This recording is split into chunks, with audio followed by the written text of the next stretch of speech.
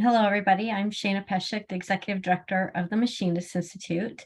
And when we were talking about topics that we thought would be interesting to people, negotiation skills came up as one of those that isn't necessarily something we're all, naturally great at. And I had the pleasure of being in a meeting where I witnessed Rebecca Johnson negotiate a contract. And I reached out to her after that and was like, oh my gosh, you have superhero powers. Like that was amazing. And I wish I could do that. And how did you do that? Like, it just seems so overwhelming for myself anytime I've had to go in and talk about a raise or changing some aspects of my job or anything around compensation. You get your heart rate just goes up and you're just, it's very nerve-wracking. And so that's why I was so blown away. And she said, it's not a superpower. It is a skill set that you learn and that you practice. And there are resources for that. And that she had all these resources and had a coach and everything. And I'm like, well, of course it is. That makes sense. It just hadn't occurred to me to particularly go after learning that skill set for myself. So this was a perfect opportunity to bring in Rebecca so that she can share all that she's learned and hopefully inspire people to kind of think about this skill set as ways that can really enhance your life and your career on multiple levels. So Rebecca, we're super happy to have you here today to share your expertise. Amazing. Thank you. I so appreciate you having me here. I'm always excited to share information that I wish I had 20 years ago. So folks can take maybe a shortcut. Legislative and political strategy. I've got a really successful firm that works in Washington State. And that means I spend a lot of time with legislators, like elected officials across the political spectrum and organizations across the political spectrum, trying to navigate to create policies that help different communities. And you're like, okay, like what does that have to do with negotiation? Like stuff that you want to do, it's actually the same skills. I was telling folks before everyone hopped on, it's the same strategies that work for helping legislators and organizations navigate tricky situations are the same skills I use when I was negotiating the contract that Shana watched me negotiate. Or even like in my own household, like who's picking up the dog poop in the backyard this week. It's the same skills. So we've got an hour. If you've got questions while I'm speaking, just unmute yourself and hop in, or you can type it in the chat. And then I'll make sure we have time for questions at the end. So what I'm hoping to share with you today is like what the preparation process looks like. And my experience is that if you do just a little bit of preparation, it can totally change the tone of a conversation or a negotiation and make it more successful. And spend a little time talking about how you structure a conversation or a negotiation, some just tips and tricks like strategies for success. Do Q&A, and then I'll share with you, if we've got time at the end, the best professional advice I've ever gotten. And then I've got some resources if you want to do a deeper dive into this. There are a ton of resources. Okay, so I first started my formal negotiation career. I think I was 22. I was working for a labor union. They were like, you're going to go negotiate a contract. And I was like Stacy, I'm a little bit of an introvert, and I pictured like men in suits pounding on tables, like who can yell the loudest to get what you want, and people being mad. And not only does that not really like work with my personality, like it looks ridiculous if I try to do it. And fortunately, what I discovered then, and have for the last 20 years, is that you don't have to do it that way. In fact, would recommend not doing it that way, because when you're in an interaction and one person feels like they got run over, or they got bullied, or they said yes to something they didn't really want to say yes to, that is a bad way to start a relationship. And even if you got the yes from yelling and screaming, like the other party is probably not going to follow through like with enthusiasm or positive feelings. And it's just better to try to get what you want out of a conversation, and ideally everyone walks out feeling good with their needs met. Okay, so my number one goal that I always have when I'm walking into a conversation is to create a relationship and a connection with the people that you're talking with. And a lot of what we're going to be talking about today is ways to create that connection, create those relationships. I think it's probably oversaid, but it's totally true that relationships and connections really are power within your company, within your industry, personally. Like having the right relationships and having the right connections gives you power. And in an individual conversation, if you can make that connection, you're much more likely to kind of get what you want out of the conversation. So we're going to talk about stuff that you can do before you're in a conversation or before you're in a negotiation. I'm going to use conversation and negotiation kind of interchangeably. Getting clear on what you want. So if you sit down and do a little exercise where you're thinking, what do you want? And then I would encourage you to go one step deeper. Like, what do you really want? Are you trying to stop something from happening? Are you trying to change something? Are you trying to create something new? Taking time to get clarity on that is really important. Shana and I, last year, we were working on an apprenticeship bill, and we spent a significant amount of time in the summer getting clear on what we wanted in that policy. And we ended up getting actually everything on our list. But when we started talking, we kind of had ideas that were floating out everywhere. Getting that clarity helps you make a clear ask. And here's a couple of other questions you can ask yourself. There were no consequences. If cost wasn't a factor, if no one would be mad or hurt, what would you want? And then why do you want that? How will it make your life or job better? How will it make you feel? How will it make it easier for you to do your job? The why is really important because it helps you actually get down to like underneath what you think you want. I do this, like, I think everybody does this. Like sometimes we get stuck on the how. I'm trying to think of a simple example. Like I had an here who was like, you have to have I was on salary, but we had to fill out timesheets and they were due at like 5 o'clock on Friday. And I was like, the worst time. And I was like, please don't make me fill out these timesheets. But what I really wanted was to not have something that was like happening at 4:30 on Friday, which was in my control. But also like, didn't want to be doing it at 5:30 on Friday. I didn't really see why I needed to be doing it since I was on salary, and just like thought through like, thinking through like, how will it make it easier for me to do my job? How will it make me feel?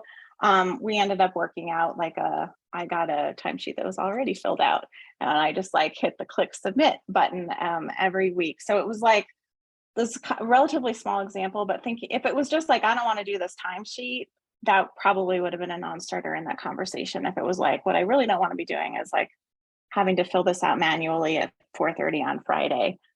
So we found a different solution. And then thinking through, I guess, kind of what I was talking about, are there other ways to get to your whys and what are they? Going through these why questions can help you clarify your ask. It will also help you, if you've thought about this before you're in a conversation, it'll help you be open to alternate possibilities. So if you're really clear on like, actually, what is it that you're trying to get out of this? The other person or may have ideas, or in the process of the conversation, you may together come up with ideas. Going through kind of the why exercise is helpful. And then you're going to kind of flip it. So a good way to make a connection is to try to see things from the other person's perspective. So how does what you want help the other person or people you're talking with? How would it make their life or job easier? How could it help the company? What would it give them to say yes? So like for Rowan, when you're doing buying, I think you're probably interacting with folks who are selling to you, like negotiating a price or talking through a price, talking through how things are going to be delivered. You also want to think through like, what's it going to do for the other person that you're talking to. Clearing judgment and planning for objections. So when you walk into a conversation, it's really helpful. Like judgment gets in the way of influence. Judgment gets in the way of people being able to hear you. And then kind of fear does the same thing. There's a bunch of science behind this that I won't go into, but is in some of the resources.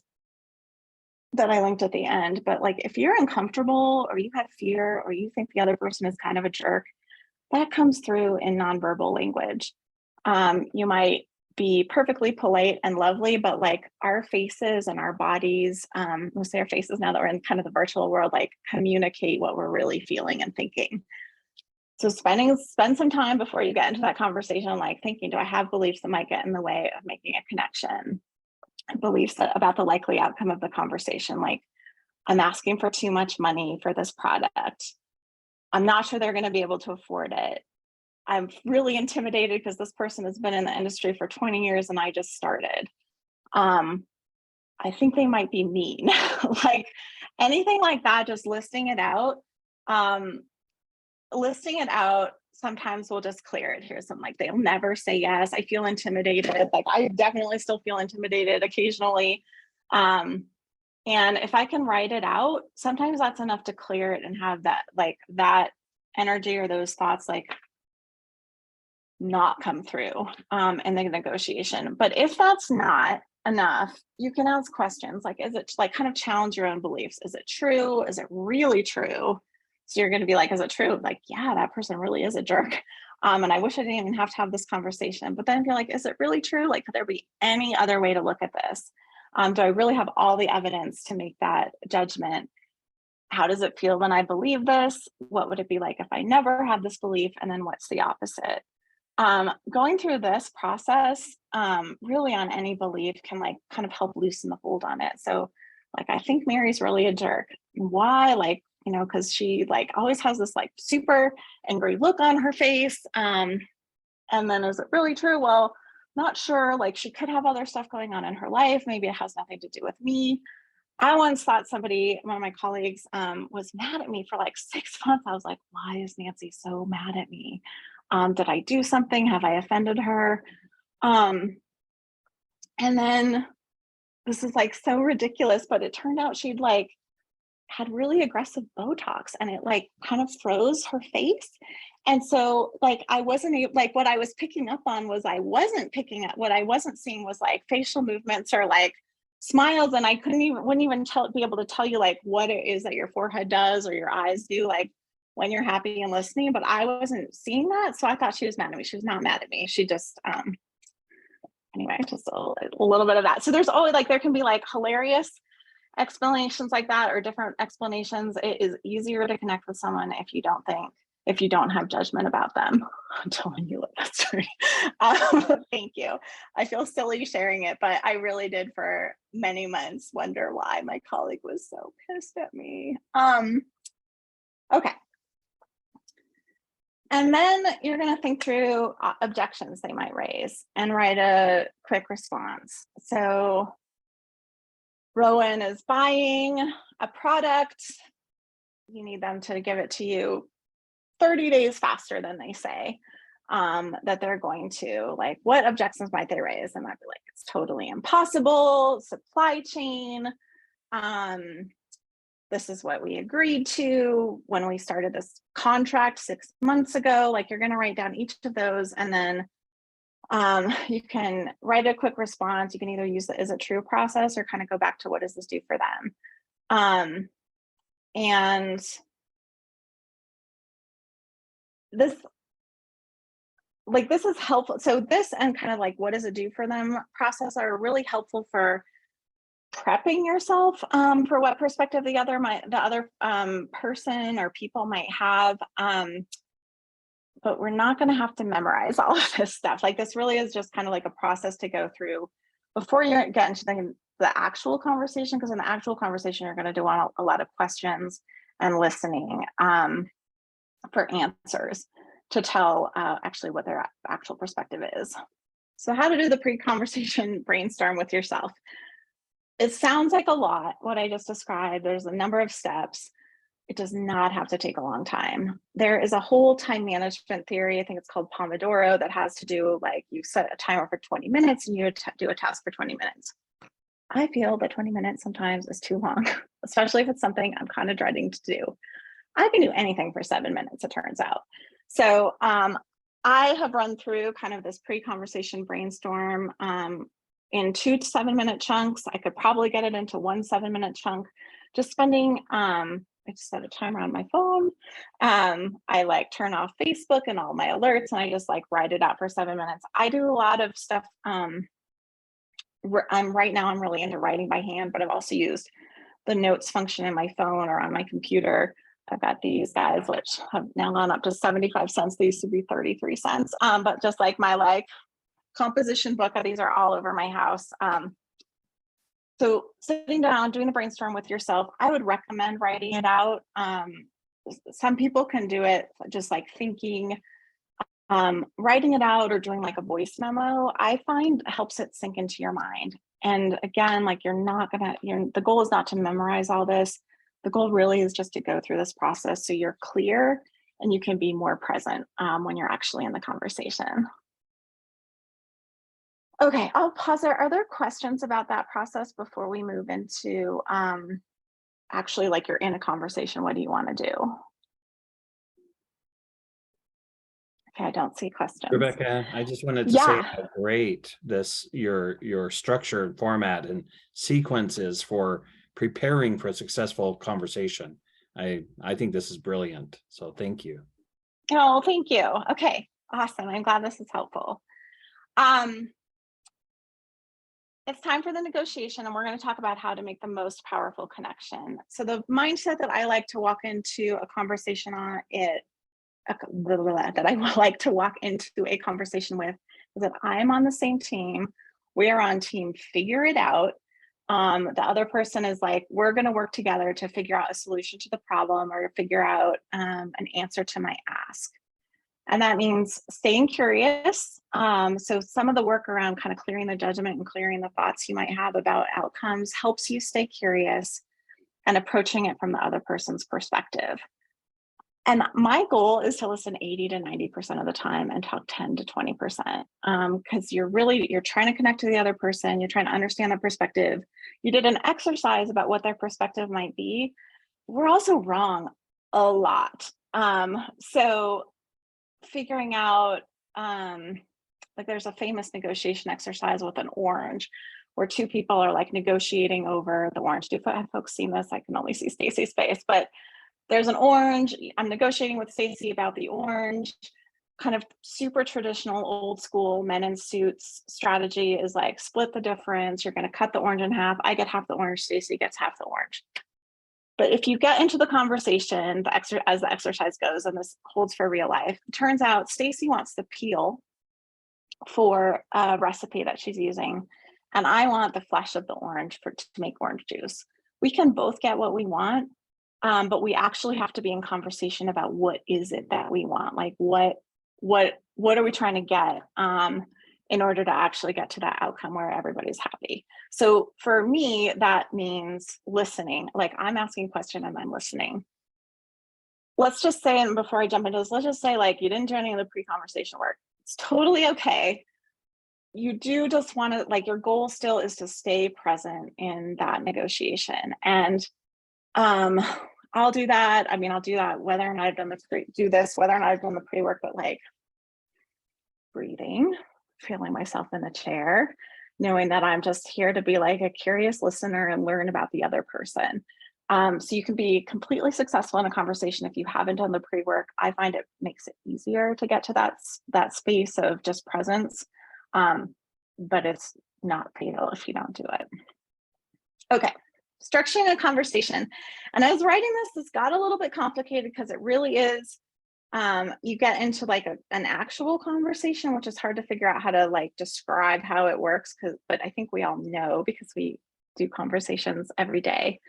But here's how I would structure it kind of on a macro level. One, like start with a thank you for literally anything.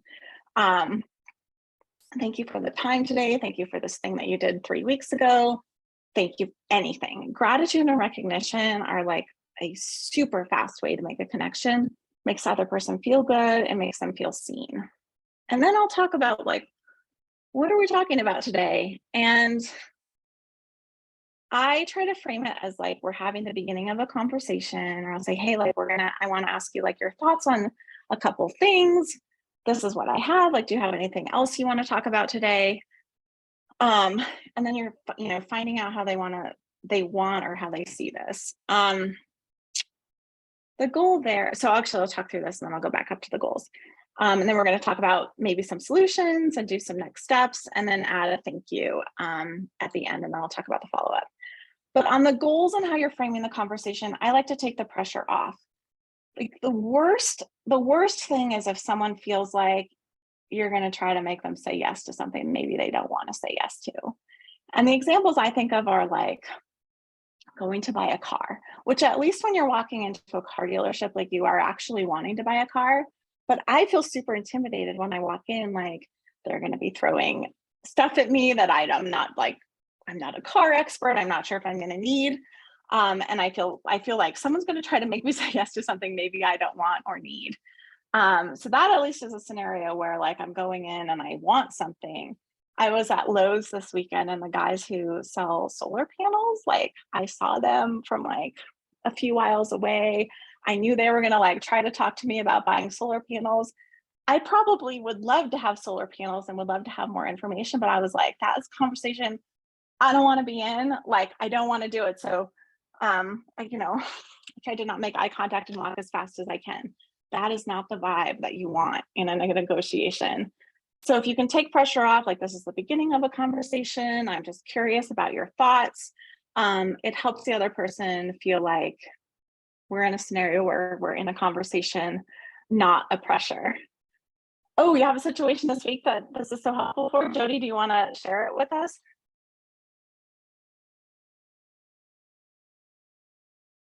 Okay. Whoops, sorry. I couldn't unmute myself. It's like clicking on my name. That didn't work. Yes, so this is going to be very helpful. I've been dreading it and I've been putting it off. And like I'm a little bit of an introvert. And so the 80-20 or the 80% listening will be helpful because I get nervous and just start talking. And then it doesn't go well. So this will be great. It's with a family member. I'm trying to sell a piece of my property. So it just is uncomfortable to begin with, negotiating terms on that. And we've been going back and forth for almost a year now. So these are great things to have in my toolbox to, start that conversation again and look for a win-win situation, like Kirk always says. So this couldn't have been more perfect timing. So thank you. That is awesome. Thank you. And these work for family situations really well, which sometimes can be the hardest conversations of all. That's great. Before I skip off this page, I'm going to say follow up with an email that says thank you, summarizing top points, and then any agreements or next steps. The follow-up email is really important. One, like saying thank you, another opportunity to say thank you, another opportunity to have a connection. The second is the summarizing top points and like next steps. Like that way you're sure that you have a plan and that the other person, like you talked about it. Doing a follow-up email helps make sure it actually happens. And then any agreements and next steps. So I once upon a time I interviewed for a job. I accepted it. Part of our agreement that we made while I was in the interview was that there would be, after 6 months, a pay increase. And I had sent my thank you email because I was like, I was just out of law school. Like all the training was like, you send a thank you email after you do a conversation. And I did that, and I had summarized like, so excited, really excited. I'm so glad we agreed on, it sounds like we've come to agreement on this raise at 6 months. Well, 6 months came and went, and my paycheck was the same. And I was like, oh man. And I was like, oh no, I sent an email. So I just forwarded the email and said, hey, like, does this still work? What do you need from me? And it was very smooth because I wasn't asking my boss to remember a conversation that he had had 6 months before. Like, I can barely remember what day it is sometimes, could not tell you what I had for dinner last Wednesday, not going to remember necessarily a conversation that was 6 months ago that like that pay raise was super important for me, but for him, like it wasn't critical. So it wasn't in his memory. So the follow-up email, especially summarizing anything that you came to agreement on, can be really helpful both in the short term and in the long term. Okay. This 80% listening,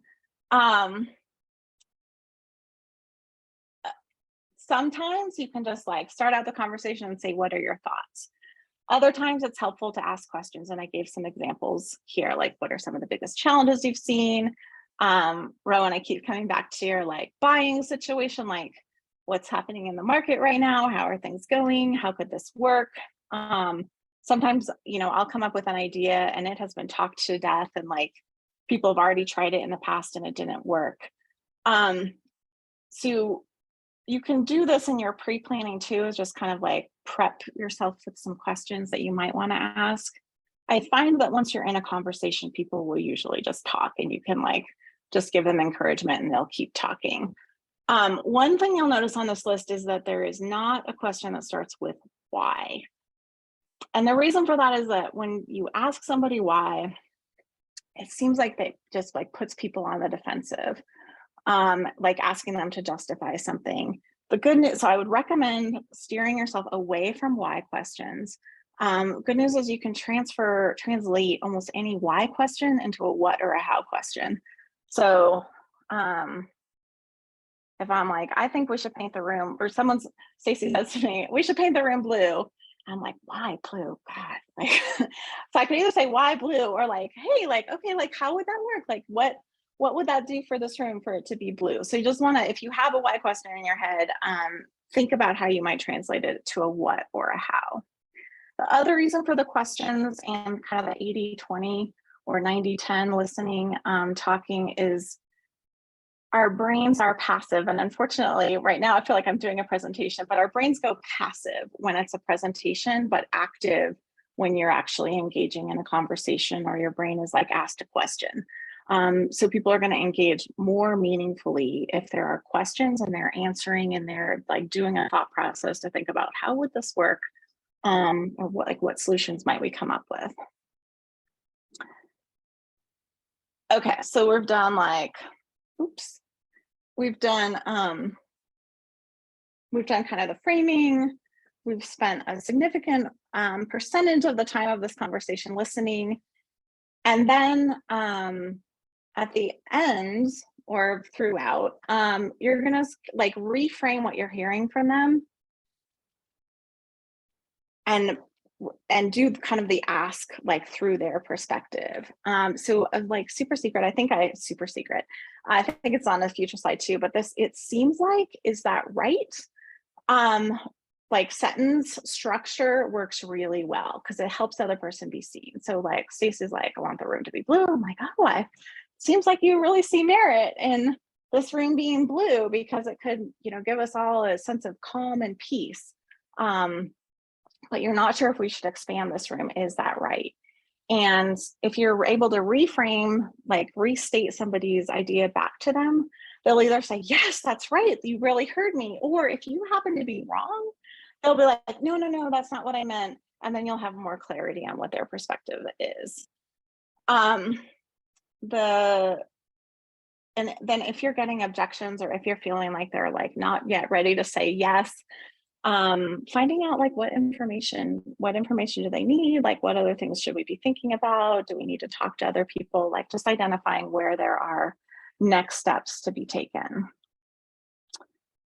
Okay, so these are some specific strategies to help make a connection. So physiology before the meeting, power posing. Does anybody remember, like, do you remember power posing? There was like a TED Talk, it's probably 10 years ago, Harvard study that showed if you stand in like the Wonder Woman or the Superman pose with your hands on your hips and your feet wide, like a study showed that like graduates who were going in for job interviews were way more successful. When I Googled this to find an image, there was a bunch of articles that said this is very controversial. So I guess I would say, like, not sure if the study was, the study results were valid. What I would say about this is try it. And if it doesn't work, like everything in this presentation, actually try it. If it works for you, awesome. If it doesn't, that's totally fine too. I do find that getting your body moving can really help influence your mindset. So if you're feeling kind of low energy, let's see if I can, oh, I'm gonna have to take on my screen. If you're feeling low energy, then like get yourself moving. I'm not going to be able to figure out how to do this. I've got a small trampoline behind me, like one of those silly little, like from the 80s trampolines, and I will bounce on it before I have a meeting. Or if I'm mad, I definitely still have frustrating interactions with sometimes with clients, with legislators. It is like impossible to maintain a bad mood if I'm bouncing. So stuff like getting up and just like, you can put on music and dance, or I'll bounce or get on the elliptical, or just like do something to get your blood flowing and blood flowing to your brain helps as you're getting into a conversation. Then there's something I've heard called mind reading, which is you bring up possible objections before the other person does. And way back in the pre-planning, like we talked about, like what might be some possible objections that they'll bring it out. They might bring up, it's too expensive, I don't have time. Jody, for your example, like it's hard to negotiate, especially with money, with family, I find. So like, you know, how are you asking me, your family member, to like pay this much? If you've thought through those and you bring it up, it actually takes the power away.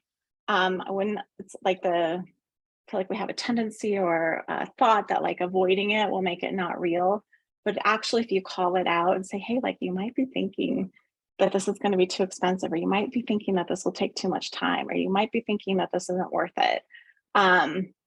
Whether or not the person agrees with you, like verbally saying that like gives them kind of permission to say other objections, which you want to hear. And it also potentially takes the power out of that objection that they might be having in that moment. Okay, this is like for my introverts, for Stacy and Jody, and anyone else who might identify as an introvert. I'm an introvert. Mirroring. So people like people who they identify with in some way. People like people who are like them. And that could be like, we both wear glasses, or you like blue, I like blue. The other way is this thing that's called mirroring, which when I first learned about it, I was like, there's no way that's going to work and people are going to know that I'm doing it. No one's ever called me out on, no one's ever been like, are you doing this? And it's a really easy way to have a conversation. So there's two ways. One is when you're in a conversation, you just repeat the last three words, or like the most important three words of the person's like last sentence. So I'm still doing this painting the room blue thing with Stacy. So like Stacy says, I really think that we should paint the room blue because it's going to be really calming. And then I would say, it's going to be really calming. And Stacy's going to say, yes, it's going to be really calming because da, da, da, da, da, da, da, da. And like, it is a way to like stretch out a conversation. It makes the other person feel like you are really listening. You do have to be listening to catch those last three words. And it's a way to make a fast connection and help the other person feel seen and heard. So mirroring with the last three words. I have one of my friends and I, who one of the negotiation books that's at the end, like we both read it about the same time, and we were like, okay, this weekend we're going to do mirroring all weekend. And it's great, and it doesn't take a lot of brain power to be in the conversation. You're just listening for the last three words. And as kind of an introvert, I super appreciate that, because I'm like, I feel like I can like put this conversation on cruise control. The other way is mirroring body language. This works both in person and virtually. You're seeing less of a person virtually, but crossing, someone crosses their arms and you cross your arms. They are sitting forward and you lean forward. And after you do this for a few minutes, like you'll find that the other person's leaned forward and you lean forward, and then you lean back and then they'll lean back. So people will unconsciously start mirroring you back. It's a great way to build rapport. It's a great way to build connection. It does take some thought when you're first beginning to do it. Like it takes some concentration to remember that you're doing it, but it's a really effective to make that connection. And then the thing I mentioned earlier that it seems like is that right sentence construction, to mirror back, to reframe back somebody, what somebody else just said. Getting someone to say that's right is like magical. My experience is that people like feel like you're really understanding them, you're really on the same page, you're really following along and in the same conversation. So that sentence, I really like. I have substituted. I used to say stuff like, what I hear you saying is blah, blah, blah. I find this works better because it's like acknowledging kind of the truth of their statement or the truth to them of their statement. You're not necessarily agreeing that the sky is red. You're just saying like, it seems like you like see the sky as being red. Is that right? And they'll be like, yes, and here's why. So those are two tricks or two strategies you can use in almost any situation. And it does feel weird. The mirroring especially, I'll just say does feel weird, but it's worth doing it. Is that right? Yeah. Dylan says it feels like, is that right? I also prioritize their viewpoint over yours. Yes. Okay, calibrated no questions. This is one Shana and I talked about. I can't remember if I used it in that meeting that the negotiation that she's talking about, but you don't have to be afraid of the word no. In fact, there's freedom on the other side of no. So like if the solar panel guy had caught up to me and I'd been able to say no, like, are you interested in buying solar panels today? No. Then I feel like I would have actually probably been more receptive to getting more information about solar panels. So if you, there's a whole school of thought that's like starting with no instead of getting to yes. Starting out a conversation with a no. When you're calling someone on the phone, a lot of us will be like, hey, is this a good time to talk? Which sort of pressures the other person into saying yes. But if you guys say, is this a bad time? Then they get to say no, or they could say, yes, it actually is. Can you call back later? If you are like stuck, like you've done a negotiation and the other person has gone silent, send me an email that's like, hey, have you given up on this project we were working on? Which is like asking for a no. Almost always gets a response. I'm not sure why that is, but that does seem to be how it works. And then we talked a little bit about this of taking pressure off with hypothetical questions. So you're not actually asking somebody to come up with the steps. You're like, hey, like, if we were going to do this, what would be your first steps that you'd want to do? Or I know Shane and Dylan have both heard me say this, like, we don't have to answer this today, but like, could we do like a thinking time project? Could you give some thought to X, Y, Z? Almost always when I've done that, we've actually ended up having the conversation right there. But you're taking pressure off and you're taking off that like, oh my God, someone's going to try to make me say yes to something I'm not ready for, by putting it in the hypothetical. And then the final thing I'll say is leveraging mistakes. Mistakes happen. I used to be super nervous. I was going to like say a contract clause wrong or misstate a position or say like a lot of times legislators will be like, what happens if XYZ, like what happens if someone sues somebody for this? I was really afraid I was going to make a mistake. The reality is mistakes do happen. And I have found that going back and cleaning them up is like the best way to build trust. Because then people are like, oh yeah, like Rebecca, thought each piece was going to cost $25, but I've gone back and been like, oh my gosh, I'm so sorry. Like it was actually $27.50. And that builds trust. Let's see, how am I doing on time? Oh, still 15 minutes, great. Okay, so I'll tell a story about the trust thing. We were negotiating the paid family leave insurance policy a few years ago, and it was working families, so like kind of a labor coalition and then a business coalition, and it was such a hard negotiation. I think we spent the first 6 or 7 weeks in a room kind of hating each other. We eventually did get to yes and built a family leave insurance program that worked both for workers and businesses. But at the beginning, we had made an agreement that what happened in the room was going to be confidential because we wanted everybody to be able to speak freely. And we were each gonna, like both of our groups were gonna go back and report to the folks we were representing, but like we were not gonna like yell at each other on social media. We weren't gonna send out emails saying like, the unions are terrible or the business groups are terrible and they're trying to screw you. Like it was like me, kind of like communications blackout. We're just having this conversation together in this room.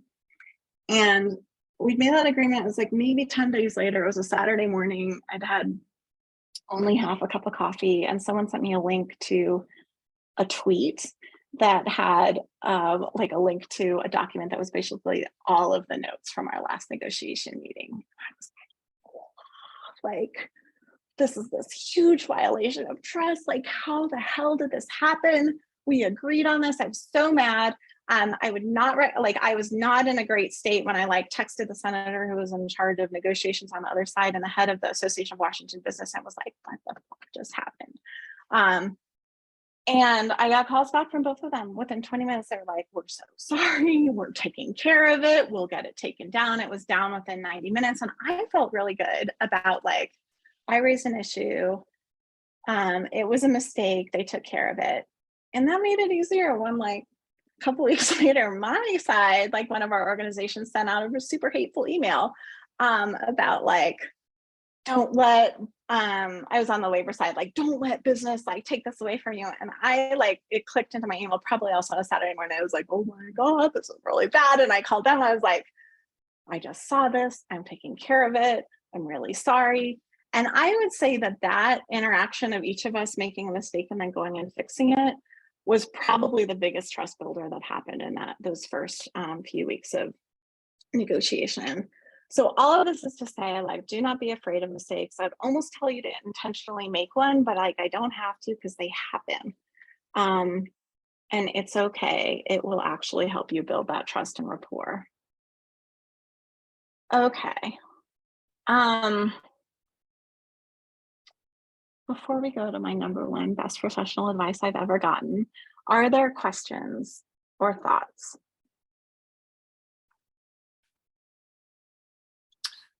I just want to say this is really, really great. And so many of these concepts they have the gears in my head turning in terms of how to like make them normative behaviors rather than something I have to use brain power to remember to do, right?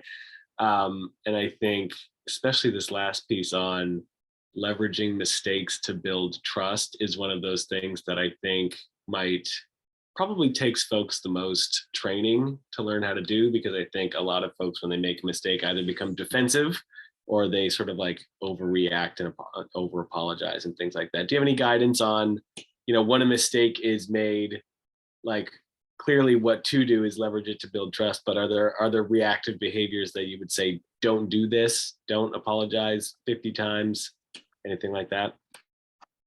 That's a really good question. So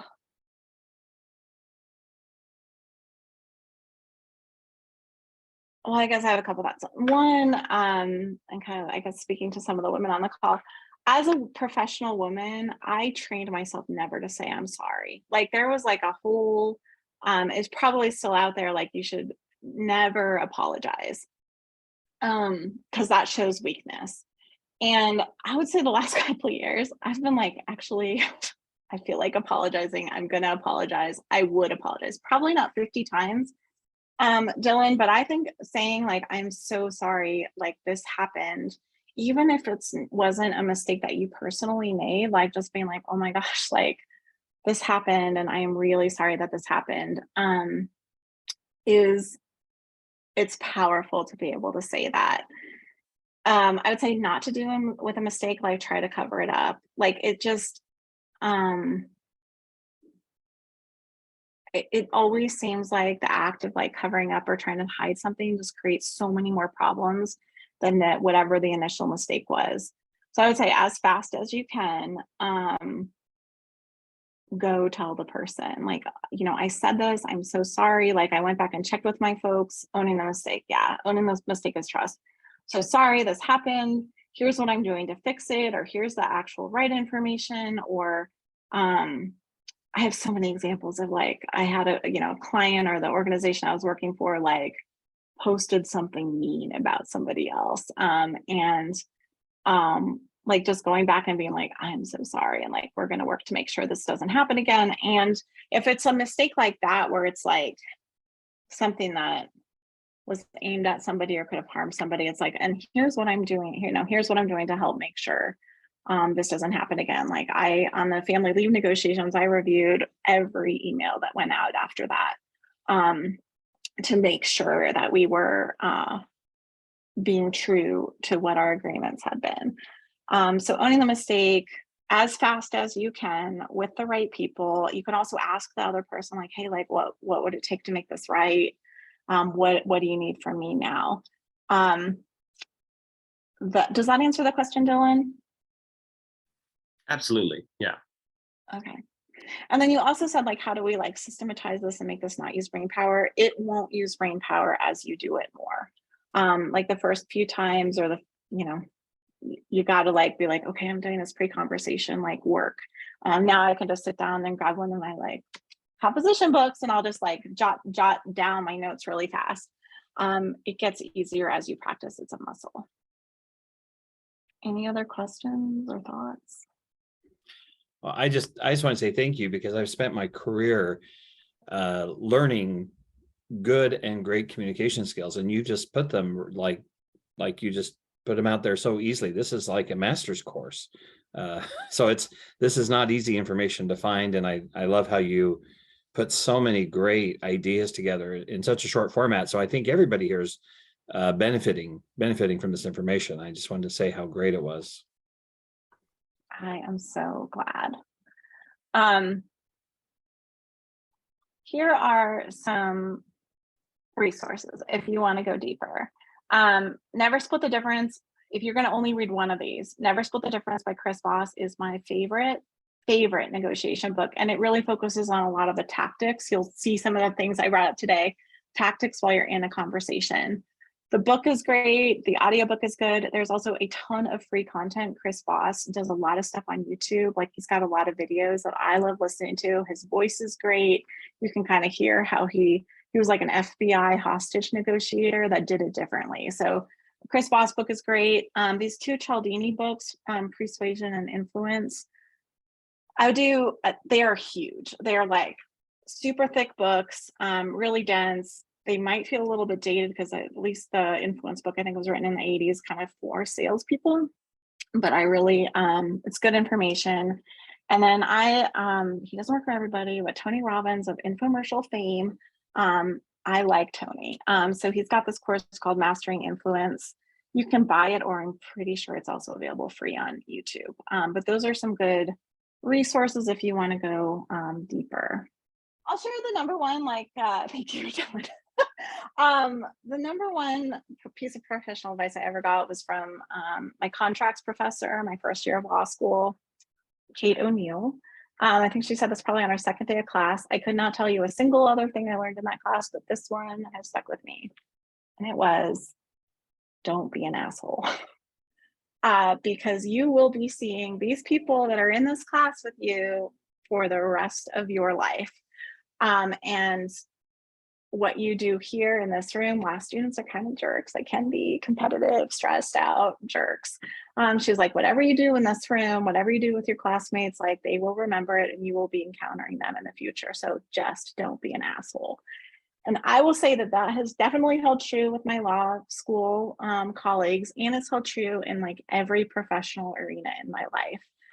If I were going to add one, I would say tell the truth, like, don't lie. But that is also kind of like included in the don't be a jerk advice. It's really important. You can have bad days, you can have bad weeks, you can have bad interactions. Go clean them up if you do.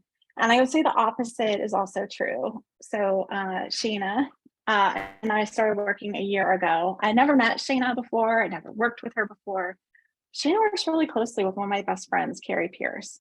So I've been hearing cool Shayna stories for at least 10 years, maybe 15. So when I was like, oh my gosh, I got to work with Shayna, I was like, yes, like, I know she's really cool. I don't remember specifically what Carrie said, but like, pretty sure she likes sparkly things and I like sparkly things. And she seems like she's like really like awesome. So I was telling Shayna before you got on, I was telling Stacey and Kurt and Jody, like, I'll do anything Shayna asks me. And as part that I've loved to work with you this last year, but like, I already knew you were awesome before we came into this, like before we got to work together, because I'd heard about it. So the moral of the story is like, be as good as you can, just try not to be a jerk. And that will help you forever.